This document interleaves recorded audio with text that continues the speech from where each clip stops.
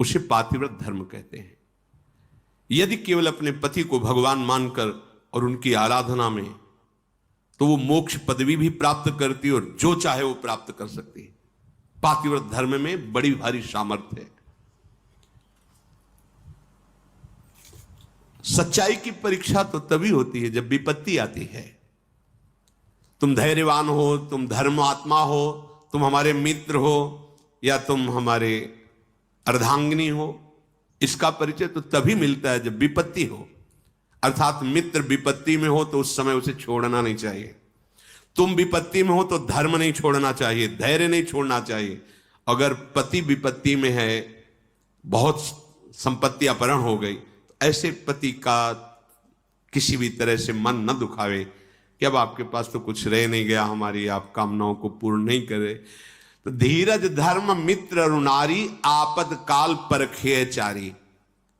जो ऐसी स्थिति में अपने पति का सहयोग करती है। वनवास हुआ, सियाजू ने ना तो जनकपुर का सुख स्वीकार किया ना अवधपुर का।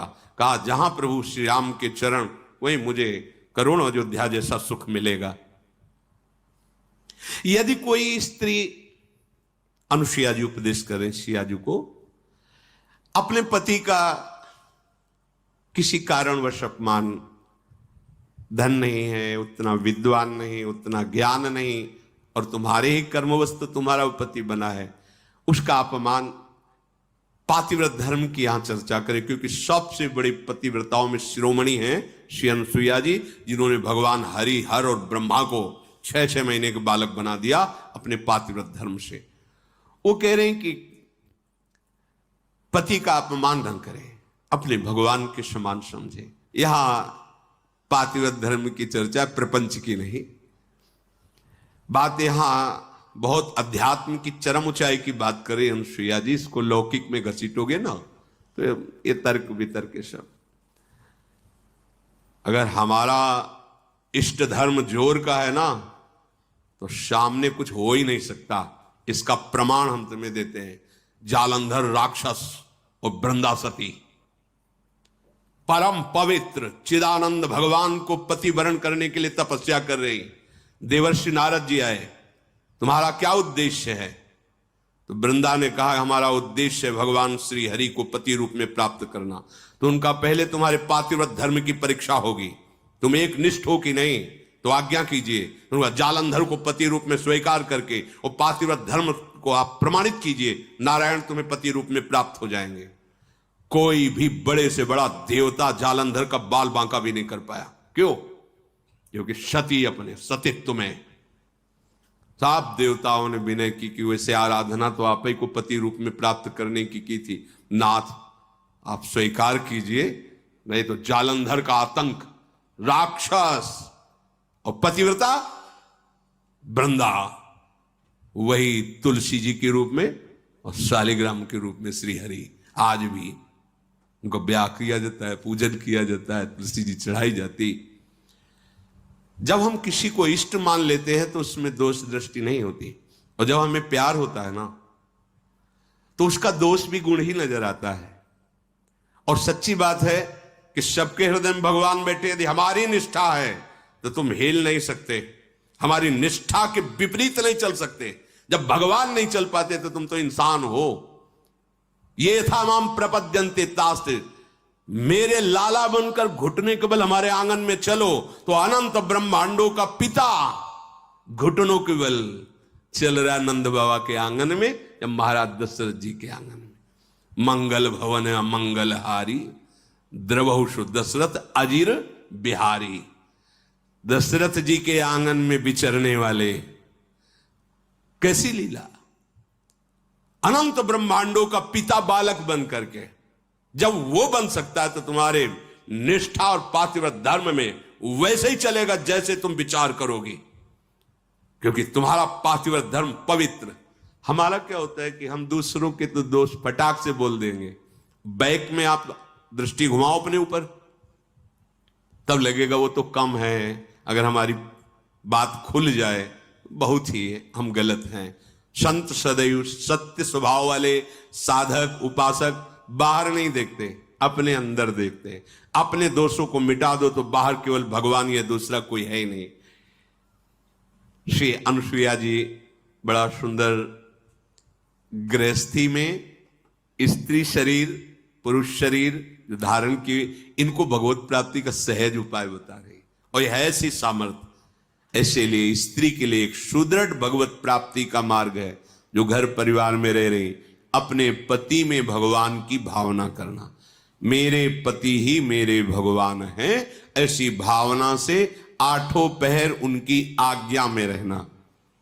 जैसे कोई प्रश्न कर सकता है कि अगर पति ही दुराचारी हो तो शास्त्रों में वर्णन किया गया है कि आप अपने भाव रखिए और फिर विधान जैसा होगा अपने आप दूरी बना दे, क्योंकि आप और आपके पति के बीच में भगवान का भाव है ना, वो संभाल लेंगे। क्या बात है भाई। तू मार्केट में कैसे इन्वेस्ट करता है? ये बाबा आदम की तरह इन्वेस्ट करते हैं। वो संभाल लेंगे, वो आपको बचा लेंगे, वो आपको दूर कर देंगे। ऐसा भी हो सकता है। अलग अलग मायाकृत रूप हैं और आंतरिक भाव में जाएंगे जब विचार पे, तो आपके ही कर्म का फल भुगताने के लिए ऐसा स्वभाव वाला पति दिया गया है, ऐसी भावना। तो हमारे ही कर्म निश्चित, अपने कर्म के प्रभाव से ही पति का वरण होता है, जैसे हमारे कर्म होते हैं।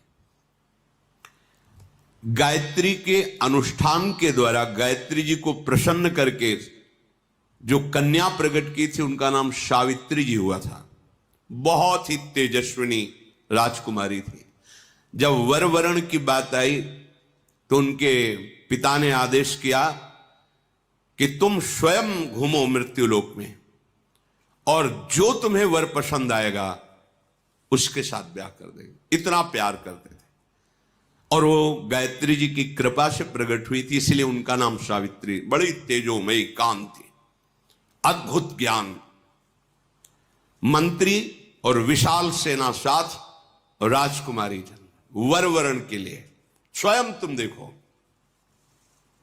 बहुत राजकुमारों को देखा, मन में ही नहीं आया। जंगल से गुजर रही थी, देखा एक लकड़हारा लकड़ी काट रहा है, दृष्टि गई, देखते ही लगा ये मेरे प्राणपति। रुक गई, मंत्री से कहा आदर से इनको नीचे उतारो। वो तो क्या अपराध बन गया, सैनिक घेरे हुए हैं, राजमंत्री। हाथ जोड़कर राजकुमारी ने कहा मैं आपको पति रूप में वरण करती हूं। तो उनका आप नेत्र हैं आपके, आप देख पा रहे हैं मैं कौन हूं। लकड़ी काट के बेचता हूं और अपने माता पिता की सेवा करता हूं। मेरे पास रहने का ठिकाना नहीं, खाने का, वो आपका राज वैभव का। प्रभु मैं राज वैभव को पति नहीं बना रही हूं, आपको पति रूप से वरण। मेरा मन मान गया है, मेरा मन राजी हो गया है आपको देख के, आपके सौंदर्य को, आपके गुण को, आपके घर को, आपके वैभव को देखकर मैं पति नहीं बना रही, मेरा मन मान गया है। आपके माता पिता कहाँ हैं? बोले जंगल में एक झोपड़ी में विराजमान है। ठीक, मंत्री से कहा ये स्वीकृत है, मुझे पूरी जानकारी ली, वापस लौट। जब वापस गए तो वहां बैठे हुए थे देवर्षि नारद जी। आओ बेटी,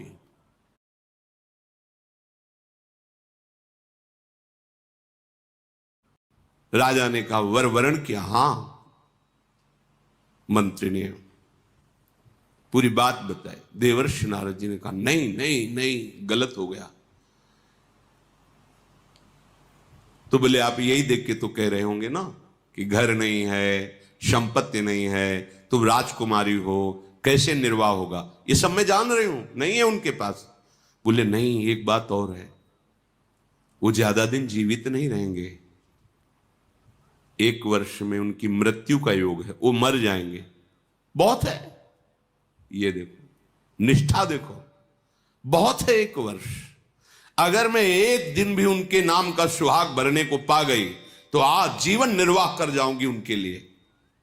कैसा हमारा देश यति और सतियों का देश है। जैसे एक सन्यासी सर्वत्यागी, ऐसे साफ सुख की भावना केवल अपने पति में निहित करके भगवान को रिझा लिया। ये वो पातिव्रत धर्म है। अब सब भगत ही थोड़ी होते हैं, सब धर्म से ही थोड़ी चलते हैं। नारद जी बहुत प्रसन्न हुए। उन्होंने कहा एक बार जिसका वरण कर लिया बस। जैसे मां भगवती पार्वती जी ने सप्त ऋषियों को जवाब दिया था, कोटि जन्म लग रगर हमारी, बरऊ शंभु न तरहो कुमारी। तुम एक बार की बात कहते हो, करोड़ों बार जन्म लूंगी और तपस्या करूंगी, और वर के रूप में वरण करूंगी तो महादेव को ही वरण करूंगी। माना महादेव अवगुण भवन, विष्णु सकल गुण खाद, जेहि कर मन जेहि सम रमे, ते ही संत। मान गए आपकी बात पर, मेरा मन रम गया है शिव में, करोड़ बार जन्म लूंगी लेकिन महादेव को ही वरण करूं। ये सावित्री जी का ब्याह हुआ। पिता ने अपार वैभव, वही अकेले थे, बिल्कुल एक भी सुख नहीं लिया। नहीं, मेरे पतिदेव के ही सुख में सुखी रहूंगी, आपका कुछ भी दहेज, कोई भी एक वस्तु स्वीकार नहीं करूंगी।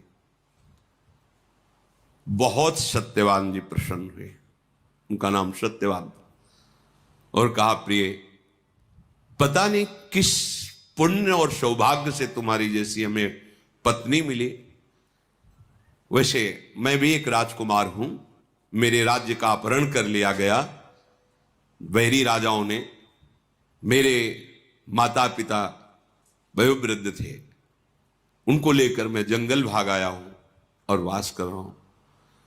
पर मैं तुम्हें कैसे, उनको ये पता नहीं कि मैं 1 वर्ष की आयु, लेकिन सावित्री जी को पता है, मैं तुम्हें कैसे सुख प्रदान कर सकूं। बोले भगवान, बस आपकी चरण सेवा करके आपको सुखी देखकर मैं परम सुखी रहूंगी। सुबह वो लकड़ी काटने के लिए चले, वो साथ चले, उनका नहीं, हमारे माता पिता की सेवा में रहो, जो आज्ञा। और वो जिस दिन से ब्याह हुआ था उस दिन से तिथि गिनना प्रारंभ कर दी। धीरे धीरे जब कुछ महीने व्यतीत हुए, उन्होंने अन्न छोड़ दिया। सत्यवान ने पूछा क्यों? बोले हमारी कुछ मन में ऐसी कामना है कि मैं नियम पूर्वक रहूं। कुछ समय व्यतीत हुआ, जल छोड़ दिया, वायु पी करके केवल मंत्र जाप करते हुए कि पति का शरीर छूटा, मैं अपना शरीर रखूंगी नहीं, छोड़ दूंगी। और जब वो तिथि आई, उनका आज भगवान मेरी इच्छा है कि आपके साथ मैं वन में चलूं। तो नहीं माता, आज तक आज्ञा मानी, केवल एक दिन, आज केवल, फिर जैसी आपकी आज्ञा होगी, पर आज आपकी आज्ञा उल्लंघन करूंगी और आपके साथ चलूं। उनको पता था आज आखिरी दिन है, सत्यवान को पता नहीं था। गए, चलो तुमने पहली इच्छा प्रकट की है, अभी तक कोई इच्छा ही नहीं प्रकट की थी, और वो भी इच्छा अपने पति के अंतिम दर्शन और वही प्राण त्यागना, निश्चय इनका यही था। लकड़ी काटने लगे। बोले सावित्री, ऐसा लग रहा है मेरा सर फट रहा। बोले भगवान नीचे आ जाइए, समझ गई हूं, आप लेटिए। सर को अपनी गोद पे रखा और मंत्र चल रहा है, शांत, देखती कौन आता है और मेरे पति का स्पर्श करता है। ब्रह्मचारिणी पातिव्रत धर्म से युक्त गायत्री के अनुष्ठान से प्रकट हुई और मंत्र चल रहा है। यमदूतों की तो सामर्थ्य नहीं, साक्षात धर्मराज है, यमराज रूप में नहीं, धर्मराज के रूप में। उनके 2 रूप हैं। पापियों के लिए भयानक यम रूप, जो यमदूत पहुंचते हैं, महान दंड देते हैं, लेकिन जो धर्मात्मा पुरुष होते हैं, जिनसे पाप और धर्म दोनों, फिर वो उनके लिए थोड़ी सुविधा होती। और जो धर्मात्मा पुरुष होते हैं वह साक्षात धर्मराज पहुंचते हैं। लेकिन जहां भक्त होते हैं वहां भगवत पार्षद पहुंचते हैं, ऐसे नहीं। और यहां तो भगवत पार्षदों का भी प्रवेश नहीं। श्री जी की सखियां जो अत्यंत करुणामयी, देखा सामने धर्मराज, मंत्र का प्रभाव, मूर्तिमान धर्मराज सामने। उनका बेटी, तुम्हें धैर्य धारण करना होगा। वो मूर्छित हो गए सत्यवान। उनके आते ही प्रक्रिया है, प्राण घसीटने की, मूर्छा गए। तो उनका भगवान ये मेरे पति हैं, आप प्राण ले लो और देह की रक्षा करो, ऐसा कैसे हो सकता है? ये हमारे प्राण हैं। तो उनका समय तो पूरा हो गया, मैं तुम्हारे पति को सूक्ष्म शरीर में यातना देह में लेकर अब जा रहा हूं। बोले आप अपना काम कीजिए और मैं अपने धर्म का निर्वाह करूंगी। खिंचा सूक्ष्म प्राणों को, बंधन से बांधा यमपाश से, चल पड़े। सावित्री जी मंत्र बल से पीछे चल पड़ी। कंकन किंकिनी की झनकार तो पीछे मुड़ के, उनका बेटी असंभव है, मृत्यु होने के बाद जीव को अपने कर्मों का फल भोगना ही पड़ता है, वो किसी का साथ निर्वाह नहीं कर सकता। तुम वापस चली जाओ। उनका आप अपने कर्तव्य का पालन करें, हम अपने कर्तव्य का पालन करते। आगे बढ़े, पीछे तो कहा तुम्हारे पति प्रेम को देख करके हमारे हृदय में उत्साह हो रहा है, तुम वरदान मांगो, केवल सत्यवान के प्राणों को छोड़कर, इस जीवात्मा को छोड़कर तुम कोई भी वरदान मांगो। तो उनका सुना है हमारे सास ससुर राजा थे, उनका राज्य वैभव उनको पुनः प्राप्त हो जाए, उनके नेत्रों की ज्योति प्रकट हो जाए, ऐसी हमारी इच्छा है। तथास्तु। फिर चले, फिर देखो एक और वरदान मांग लो और आप वापस चलिए। तो हमारे माता पिता के पास केवल हम ही संतान थी, पुत्र नहीं था। एक पुत्र प्रदान कर दीजिए, अर्थात भाई। वो तथास्तु। फिर देखो बेटी, हम तुम्हें बार बार कह रहे हैं, यहां से आगे की यात्रा सूक्ष्म देह से होती है, स्थूल शरीर से नहीं। तुम अपने पातिव्रत धर्म से युक्त हो, इसलिए मुझे देख पा रहे हो, मेरे साथ चल रहे हो, पर अब उचित नहीं है। एक और वरदान मांग लो। तो अब मुझे भी एक पुत्र चाहिए। उनका तथास्तु। बोले रुक जाओ, मैं एक पतिव्रता हूं और बिना पति के संतान कैसे हो सकती? धर्मराज जी फंस गए, पतिव्रता के वचन में धर्मराज जी फंस गए, सत्यवान को छोड़ना पड़ा। ये उसी पातिव्रत धर्म का वर्णन पीछे हमने कई बार सुना है। कश्यप ऋषि से कहा कि मैं वो पेड़ की बगुली नहीं हूं जो तुम्हारे देखने से भस्म हो जाएगी, मैं एक पतिव्रता हूं।